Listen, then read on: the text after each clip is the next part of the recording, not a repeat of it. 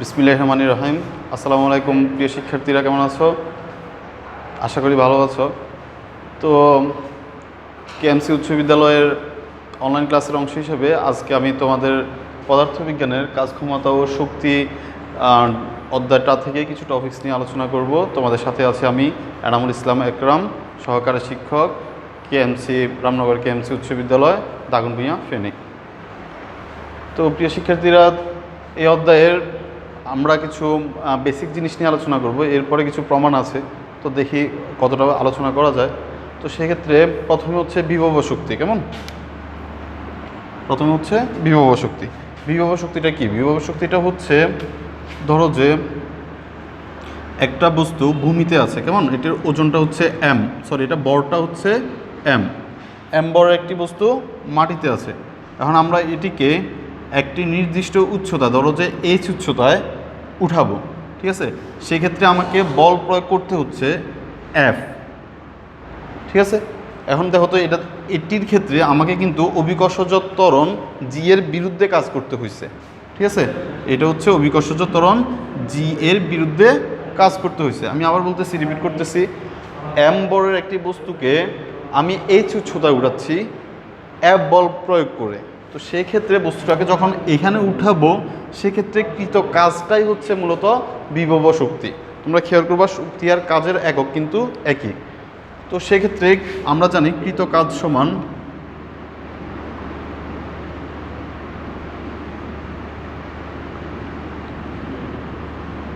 বল into সরণ।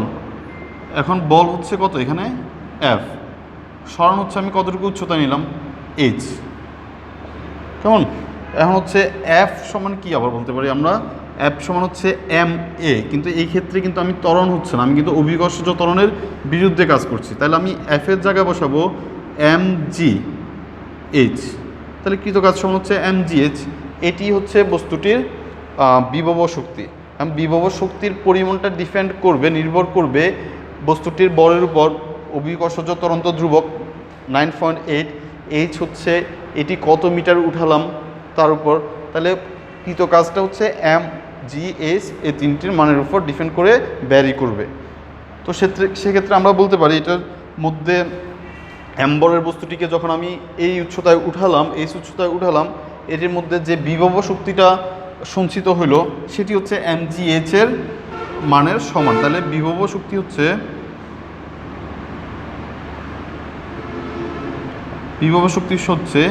M G H. এখন আমি যদি সংজ্ঞা আকারে বলতে চাই, তখন তুমি যদি বুঝতে পারো, নিজের মতো করে লিখতে পারো। বা সেক্ষেত্রে আমরা বলতে পারি যে এম বরের বস্তুকে বা একক বরের বস্তুকে একটি নির্দিষ্ট উচ্চতায় উঠাতে যে পরিমাণ কাজ করতে হয়, এবং সেই ক্ষেত্রে বস্তুটির মধ্যে যে শক্তিটা সঞ্চিত হয়, সেটি হচ্ছে ওই বস্তুটির ক্ষেত্রে বিভব শক্তি। আচ্ছা, আমরা বিভব শক্তিটাকে এক পাশে রেখে গতিশক্তিটা আমরা আলোচনা করি। এখন হচ্ছে গতিশক্তিটা কি? গতিশক্তিটা হচ্ছে, ধরে নিলাম যে এম বরের একটি বস্তু, সেটিকে আমি এফ বল প্রয়োগ করে এস দূরত্ব অতিক্রম করালাম। কেমন? এম বরের বস্তুটিকে এফ পরিমাণ বল প্রয়োগ করার পরে সেটি সরণ ঘটলো বা সেটি দূরত্ব অতিক্রম করলো এস। এখন খেয়াল করো, এম বরের বস্তুটি কিন্তু প্রাথমিক অবস্থায় অথবা শুরুতে সেটি স্থির ছিল। যেহেতু সেটি স্থির ছিল, সেক্ষেত্রে আদিবেগ কী হবে? সেটির আদিবেগ হবে 0। আর এটির শেষ বেগ হবে আমরা জানি না শেষ বেগ কত। আমরা ধরে নিলাম যে শেষ বেগ হচ্ছে এটির বি। এখন আমাকে এখানে কি পরিমাণ কাজ করতে হয়েছে? আমরা জানি কৃত কাজ সমান কি? কৃত কাজ হচ্ছে বল ইন্টু সরণ। এখন বল হচ্ছে এফ, সরণ হচ্ছে এস। এখন হচ্ছে এফ এর জায়গায় আমরা কি লিখতে পারি? এখানে যদি এ পরিমাণ ত্বরণ হয়, এখানে যদি আদিবেগ, যেহেতু একটির বেগ ছিল, স্থির ছিল, একটা নির্দিষ্ট বেগ পাইছে সে, তার মানে হচ্ছে বেগটা এখানে নিশ্চিতভাবে বাড়ছে। যেহেতু বেগ সময়ের সাথে যেহেতু বৃদ্ধি পাইছে, সেক্ষেত্রে এখানে ত্বরণ ঘটছে। তো সেক্ষেত্রে এফ এর জায়গায় আমরা লিখতে পারি বস্তুর বর ইন্টু ত্বরণ, মানে হচ্ছে এম এ এস। কোনো সমস্যা নাই আশা করি তোমাদের। সেক্ষেত্রে একটু সহজে বুঝতে চেষ্টা করো। এখন হচ্ছে এসটা কি, আমরা কিন্তু এখন এটি থেকে গতিশক্তি থেকে আমরা কিন্তু E K equal to half M V স্কোয়ারও প্রমাণ করব। তো দেখো আমরা গতিশক্তির সূত্র অনুসারে আমরা জানি কি v square equal to u square plus 2as, আমরা সূত্রটা জানি কিন্তু। তো এই ক্ষেত্রে আদিবেগ কত ছিল বলো দেখি? আদিবেগ 0 ছিল, তার মানে ইউর মান 0, তার মানে আমি ইউর মান বসাবো না, ইউর মান যেহেতু 0 তাহলে আমি বসাবো কি 2as। কেমন? 2as যদি আমি আগে লিখি, বি স্কোয়ার পরে লিখলাম। এখন এস সমান কি লেখা যায়? 2 এটা যখন ওপাশে যাবে মানে রাইট সাইডে যখন যাবে তখন সেটি হাফ হয়ে যাবে, হাফ বি স্কোয়ার। ঠিক আছে, হাফ বি স্কোয়ার হয়ে গেল। এখন দেখো তো এস সমান হচ্ছে হাফ বি স্কোয়ার। এখন এই এস সমান যদি আমি হাফ বি স্কোয়ার লিখি তাহলে আমি কি লিখতে পারি? কৃত কাজ সমান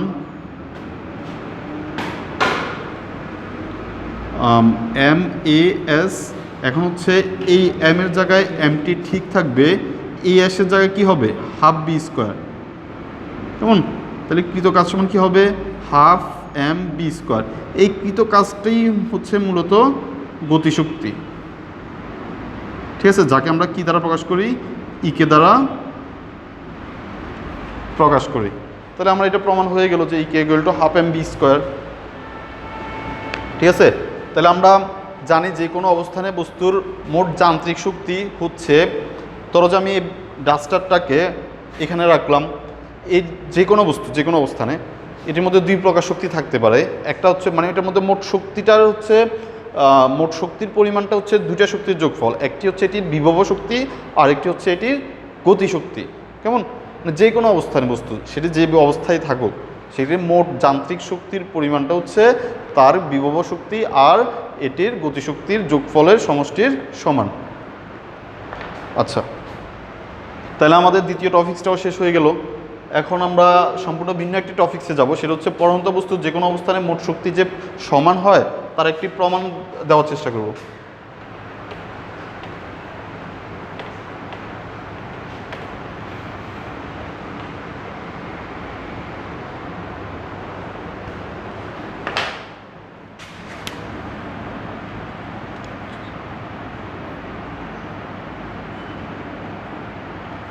আচ্ছা, এখন হচ্ছে পড়ন্ত বস্তু বলতে হচ্ছে নির্দিষ্ট করে একটি বস্তু উপর থেকে পড়তেছে। কেমন? এই বস্তুটি আমরা ধরে নিলাম যে এখানে অবস্থানগুলো আমি মার্ক করি এ বি। এখন এ বির উচ্চতা আমি ধরে নিলাম যে 100 মিটার। কেমন? এ থেকে বি এর উচ্চতা হচ্ছে 100 মিটার। এখন হচ্ছে একটি বস্তু উপর থেকে আমি ছেড়ে দিলাম, সেটির আরেকটি অবস্থান সি। এখন হচ্ছে সেটি ধরে নিলাম যে ভূমি থেকে 20 মিটার উচ্চতায় আছে, তাহলে এখানে আর কত আছে? 100 - 20 80 মিটার। কেমন? এখন দেখো তো এই বস্তুটির বর যদি আমি দিই, একটা নির্দিষ্ট বর দিয়ে দিই, তাহলে আমার প্রমাণের ক্ষেত্রে সুবিধা হবে। আমি ধরে নিলাম যে বস্তুটির বর এম ইকুয়াল টু 5 কেজি। ওকে, এখন হচ্ছে বস্তুটির বিভিন্ন অবস্থান, যেমন হচ্ছে এ অবস্থান, বি অবস্থান, সি অবস্থান, তিনটে অবস্থানে বস্তুটির মোট শক্তি সমান হবে। ঠিক আছে, এটা আমরা প্রমাণ করব। আমরা যে কোনো দুটি অবস্থান দেখালেই হয়। যেমন ধরো যে বি অবস্থান, তাহলে হচ্ছে বি অবস্থানে, হ্যাঁ খেয়াল করো তো বন্ধুরা, বি অবস্থানে বস্তুটি যখন আমি ছেড়ে দিব, কোনো একটি বস্তু আমি যখন ছাড়বো, এই অবস্থায় কি বস্তুটির কোনো গতি আছে? বস্তুটি কি তখন চলতেছে? এটি তো স্থির আছে। তো যেহেতু কোনো বস্তু যখন পড়ন্ত বস্তু ছাড়ার মুহূর্তে বা ছাড়ার আগ মুহূর্তে বস্তুটির আদিবেগ হচ্ছে 0। ঠিক আছে, তো তার মানে এটার কোনো কি নাই, এটা কোনো গতিশক্তি নাই। তাহলে বি অবস্থানে বস্তুটির গতিশক্তি সমান হচ্ছে 0। এই অবস্থানে বস্তুটি স্থির। ঠিক আছে, এখন হচ্ছে কিন্তু এখানে বিভব শক্তি কত হবে? বি অবস্থানে বিভব শক্তি ইপি এ দিলাম আমরা, যেহেতু এই অবস্থান। হ্যাঁ, আমরা জানি বিভব শক্তি মানে কি, mgh সূত্র অনুসারে জানি mgh। এইচ মানে হচ্ছে বিভব শক্তির ক্ষেত্রে মনে রাখবা, এইচটা হচ্ছে সে ভূমি থেকে কত উচ্চতায় আছে, ভূমি থেকে তার হাইট। তো সেক্ষেত্রে এর ক্ষেত্রে বিভব শক্তি হচ্ছে বস্তুর বর হচ্ছে 5 কেজি, 9.8 ইন্টু এইচ হচ্ছে কত, 100। ঠিক আছে, ক্যালকুলেটর ইউজ করে নে। তো এটা ক্যালকুলেশন করে দেখবে এখানে কত হয়, কেমন? আমি একটু পরে ক্যালকুলেটর দিয়ে এটা করে দিব। এখন হচ্ছে এই অবস্থানে দেখো গতিশক্তি যেহেতু 0, ঠিক আছে, তাহলে হচ্ছে বিভব শক্তি হচ্ছে এটার গুণফল, এটার গুণফলের সাথে 0 যোগ করে দিলে যেটা হবে এটাই তো থাকবে। তাহলে এই বি অবস্থানে মোট তার যে শক্তি সেটা হচ্ছে, এটার সম্পূর্ণ শক্তিটাই হচ্ছে এটির বিভব শক্তি। আমি আবার বলতেছি, বি অবস্থানে বস্তুটির মোট শক্তিটা হচ্ছে কি, গতিশক্তি প্লাস বিভব শক্তি। গতিশক্তি যদি 0 হয়, গতিশক্তি আমি ক্যালকুলেটরের জন্য এটা করতে পারতেছি না, তাহলে মোট শক্তি কত?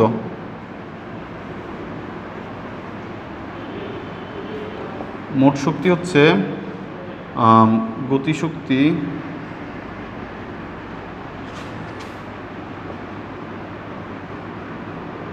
স্যার একটা ক্যালকুলেটর জোগাড় করে দিলে ভালো হয়। হ্যাঁ, তো হচ্ছে গতিশক্তি যোগ বিভব শক্তি, তাহলে গতিশক্তি এখানে কত? গতিশক্তিটা হচ্ছে 0 প্লাস বিভব শক্তিটা হচ্ছে, আমরা এখানে ক্যালকুলেশন করে দেখি কত হয়।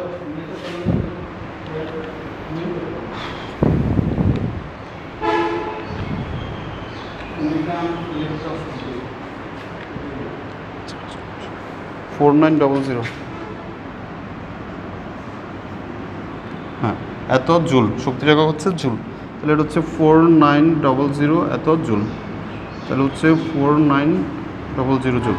আর দেখো এই অবস্থানে বস্তুটির মোট শক্তি আমি পেলাম 4900 এত জুল, কেমন? আচ্ছা, এখন আমরা নির্ণয় করব সি অবস্থানে। এখন যাব আমরা সি অবস্থানে।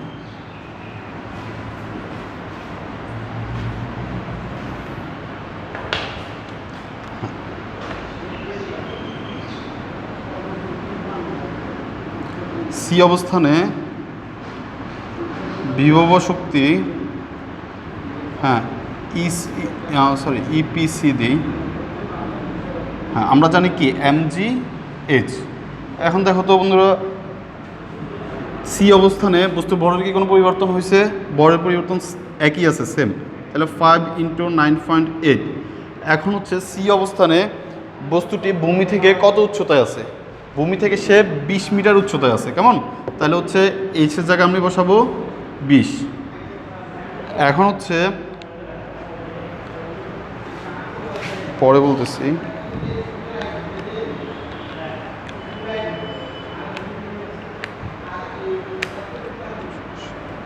আচ্ছা এটা হচ্ছে 980, কেমন? আচ্ছা, খেয়াল করবা বিভব শক্তিটার ক্ষেত্রে আমি আবার বলতেছি, এইচটা হচ্ছে ভূমি থেকে উচ্চতা, কেমন? এখন হচ্ছে গতিশক্তি, সি অবস্থানে এটির গতিশক্তি কত হবে?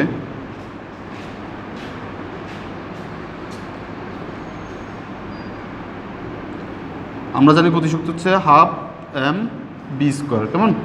এখন হচ্ছে ½ m/v² জায়গায় আমরা কি লিখতে পারি? আমরা একটা সূত্র জানি, v² = u² + 2gs।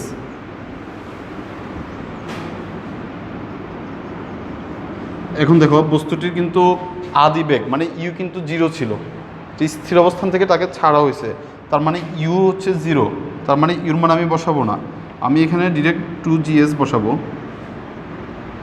এখন দেখো এই দুই কাটা, তাহলে হচ্ছে mgs। এখন m এর মান হচ্ছে 5, g এর মান 9.8।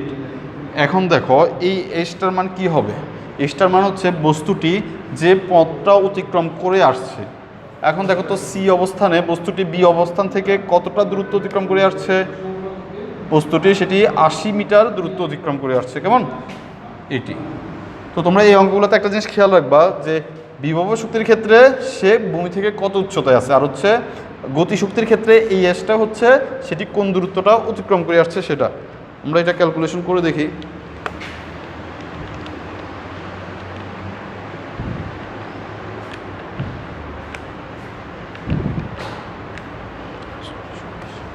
এটা হচ্ছে 3920 এত জুল, কেমন? তাহলে মোট শক্তি কত হবে? এটার মোট শক্তি কত হবে? তাহলে হচ্ছে মোট শক্তি, হ্যাঁ এটা ছিল 980, আমি ডিরেক্ট লিখে ফেলতেছি আর অন্যভাবে লিখলাম না। 3920 কত হয় দেখো,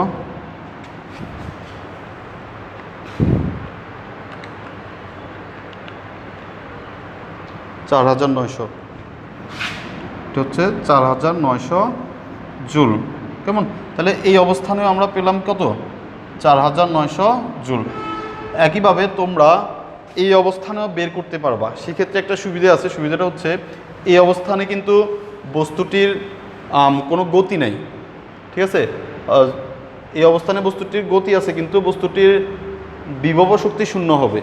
গতিশক্তি থাকবে কিন্তু এটার বিভব শক্তি শূন্য হবে। কেন বিভব শক্তি শূন্য হবে? কারণ এটি ভূমি থেকে 0 মিটার উচ্চতায় আছে। ভূমিতে থাকা মানে হচ্ছে mgh এর এসটা 0 হবে, তার মানে বিভব শক্তি 0 হবে। এটির মধ্যে সম্পূর্ণ শক্তিটাই হবে গতিশক্তি, ঠিক আছে? সেই ক্ষেত্রে একটা জিনিস খেয়াল করো, নিজেরা করবা এই অংশটা, মানে এই অবস্থানেরটা। সেই ক্ষেত্রে যখন এই অবস্থানের জন্য তুমি গতিশক্তি বের করবা তখন এই অ্যাসটার মান হবে 100, কারণ সে 100 মিটার পথ অতিক্রম করে আসছে। তখন এই অবস্থানের জন্য সে অতিক্রম করে আসছে 100 মিটার পথ, কেমন? তো দুইটা যখন ক্যালকুলেশন করবা আশা করি এই অবস্থানের জন্য 4900 জুল বের করতে পারবা। ওকে,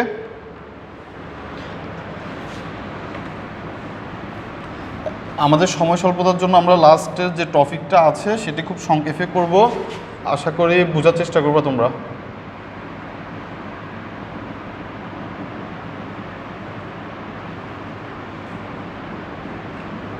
আচ্ছা, এখন হচ্ছে বিভিন্ন হচ্ছে এটা হলো, এখন হচ্ছে গতিশক্তির সাথে বিভিন্ন উচ্চতা বা অবস্থানে পড়ন্ত বস্তুর গতিশক্তির সাথে বিভব শক্তির তুলনা। তোমরা খেয়াল করবা প্রশ্ন আসে এমন যে যদি পড়ন্ত একটি বস্তু সেটি হচ্ছে কোন উচ্চতায় সেটি কোন উচ্চতায় বিভব শক্তি গতিশক্তির দ্বিগুণ হলো, অথবা বিভব শক্তির গতিশক্তির 1/3 হলো, অথবা গতিশক্তি বিভব শক্তির দ্বিগুণ হলো, ঠিক আছে? যে কোনোভাবে থাকতে পারে। তো আমি জাস্ট টেকনিকটা দেখা দিচ্ছি যে কীভাবে করবা সেটা, কেমন? হ্যাঁ, তো আমি ধরে নিলাম যে এটা হচ্ছে পুরোটা 100 মিটার, কেমন? এক্স উচ্চতায়, এটা হচ্ছে এক্স উচ্চতা হচ্ছে সি অবস্থান, কেমন? কারণ প্রশ্নটা হচ্ছে অনেকভাবে থাকতে পারে। আমি একটা কিছু লিখি যে বিভব শক্তি গতিশক্তির দ্বিগুণ হবে, মানে কোন উচ্চতায় বিভব শক্তি গতিশক্তির দ্বিগুণ হবে। অথবা তোমরা বুঝার স্বার্থে আমি অন্যভাবেও লিখি যে গতিশক্তি বিভব শক্তির 1/3 হবে, কেমন? সবগুলার টেকনিকটা বা কৌশলটা সবগুলোর ক্ষেত্রেই সেম, তোমরা জাস্ট একটু খেয়াল করবা। তো আমি প্রথমটা করি, ঠিক আছে? তো দেখো, তো আমি ধরে নিলাম যে এক্স অবস্থানে, মানে এক্স উচ্চতায়। তো এটা যদি এক্স উচ্চতা হয়, আমি তো জানি না, আমাকে বের করতে হবে যে কত উচ্চতায়। তো এটি হবে কি? এটি হবে 100 - x, ঠিক আছে? এটা যদি এক্স হয়, বিসিটা হবে কত? 100 - x। এখন দেখো, খেয়াল করো তো, বলছে প্রথমটা যদি করি, আমি একটাই করে দিচ্ছি, পরটা বলে দিব এমনিতে। বিভব শক্তি গতিশক্তির দ্বিগুণ। এখন হচ্ছে আগে আমরা বিভব শক্তি দেখি, বিভব শক্তি কত হইতে পারে। বিভব শক্তি হবে, আমরা জানি যে mgh, এটা কিন্তু সি অবস্থানে। এখন সি অবস্থানের ক্ষেত্রে এম তো এম থাকবে, বর চেঞ্জ হবে না, জি থাকবে, এইচ মানে হচ্ছে সে ভূমি থেকে কত উচ্চতায় আছে। তাহলে এইচের জায়গায় আমি বসাবো এইচ, যেহেতু এইচ সমান হচ্ছে এক্স। কথা কি বুঝতে পারছো? তো এটা আমি এবার রেখে দিলাম যে বিভব শক্তিটা, পরে মানগুলো বসাবো। গতিশক্তি কত হবে? গতিশক্তি হবে, আমরা জানি ½ m² হচ্ছে হাফ এম এর জায়গায় থাকলো, বি স্কোয়ারের জায়গায় লিখবো u² + 2gs যেহেতু কোনো আদিবেগ নাই সেক্ষেত্রে হবে 2gs, ঠিক আছে, 2 কাটা, এটা হচ্ছে mgs। ওকে, এখন হচ্ছে আমি এই পার্টে লিখব কি বলছে, কোনটার সাথে এর আছে দেখো, বলছে গতিশক্তি এর দ্বিগুণ, তাহলে যেটার সাথে এর আছে তার সাথে গুণ করে দিব, তাহলে বিভব শক্তি হচ্ছে mgx, তাহলে বিভব শক্তি তাহলে হচ্ছে mgx সমান বিভব শক্তি গতিশক্তির দ্বিগুণ, গতিশক্তি হচ্ছে কত mgs সমান সমান 2mgs, যেহেতু বলছে গতি কিসের সাথে এর আছে গতিশক্তি, তাহলে গতিশক্তি এর দ্বিগুণ কি বিভব শক্তি। কেমন, এখন দেখো উভয় পক্ষ থেকে আমরা mg কেটে দিতে পারি, যদি শর্টকাট করতে চাই তাহলে x = হচ্ছে 2s। কেমন, তাহলে x = 2 ইন্টু এস, অ্যাশের মান কত, অ্যাশ হচ্ছে এই ক্ষেত্রে যে অবস্থানটা সে অতিক্রম করে আসছে, ঠিক আছে, গতিশক্তির ক্ষেত্রে অ্যাশটা হচ্ছে সে যে দূরত্বটা অতিক্রম করে আসছে, এই ক্ষেত্রে এসটা হচ্ছে 100 - x, তাহলে 200 - 2x, তাহলে হচ্ছে 2xটা এই পাশে আসলে হবে 3x = 200, তাহলে এক্সটা হবে 200/3, সুতরাং এক্সের একটা মান পেয়ে যাবো আমরা এখানে। তো যে মানটা পাবো সেই উচ্চতায় বিভব শক্তিটা গতিশক্তির দ্বিগুণ হবে। একইভাবে তোমরা এটাও করতে পারো, সেক্ষেত্রে এই ফর্মেটটা ঠিক রাখবা, ঠিক আছে, এই ফর্মেটটা ঠিক রাখবা, এখানে গিয়ে বিভব শক্তির জায়গায় গতিশক্তি তো ঠিক থাকবে, যে গতিশক্তি হচ্ছে কত, গতিশক্তি হচ্ছে ধরো যে mgs সমান সমান বিভব শক্তির 1/3, এটার সাথে এর আছে, তাহলে এটার সাথে গুণ হবে, তাহলে হচ্ছে 1/3 1/3 ইন্টু বিভব শক্তি, সরি গতিশক্তি হচ্ছে mgs, বিভব শক্তি হচ্ছে mgx। কেমন, এটাও এরকম করে তোমরা ধরো যে এইটা থাকুক বা যে কোনো অঙ্ক থাকুক সেগুলো করতে পারবা। তো আশা করি টেকনিকটা মনে রাখবা, জাস্ট এই দুইটা ফর্মেট ঠিক রাখবা, আর দেখবা যে কোনটার সাথে এর আছে তার সাথে দ্বিগুণ থাকুক 1/3 থাকুক ওইটার সাথে গুণ করে দিবা, তো উভয় পক্ষ থেকে mg অটোমেটিক কাটা যাবে, বাকি অংশটা নিজেরা করে ফেলবা। আশা করি বুঝতে পারছো, কষ্টটা আশা করি সার্থক হবে। সবাইকে ধন্যবাদ, আসসালামু আলাইকুম।